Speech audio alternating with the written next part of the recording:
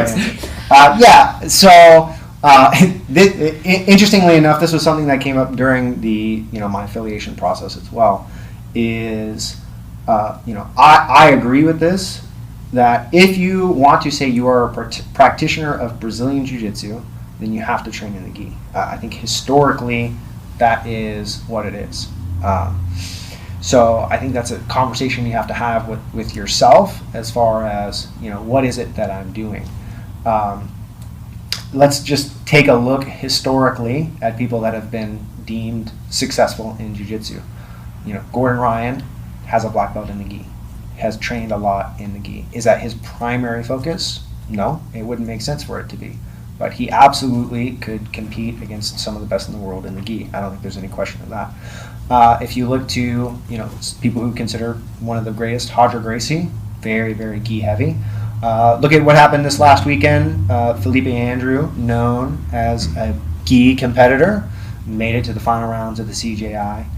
Let's look at MMA. Alex Pereira, one of the greatest fighters of all time, recently seen sporting a gi, training in the gi. Max Holloway, I would say, one of the great fighters of our time, recently seen sporting his brown belt in the gi. So I think I have always been a fan in the gi. This is something people say to me, that, we look at your Instagram page. It looks like all you do is no gi. I actually still teach more gi than I do no gi every week. I teach more gi classes than I teach no gi.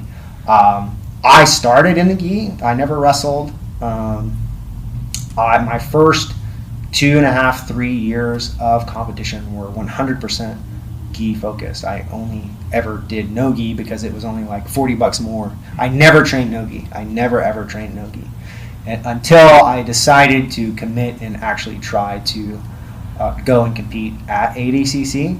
So I think that's the other consideration, is I still would train in the gi multiple times a week, but I would just shift the amount of sparring that I was doing from gi to no gi to focus and be no gi heavy.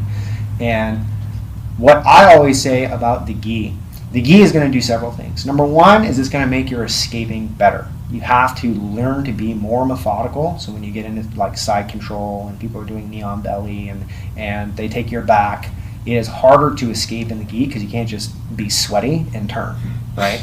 You have to learn more precise technique. Number two, for me, it's about stratagem, right? You want to, I readily admit I'm not the most athletic person that's ever lived.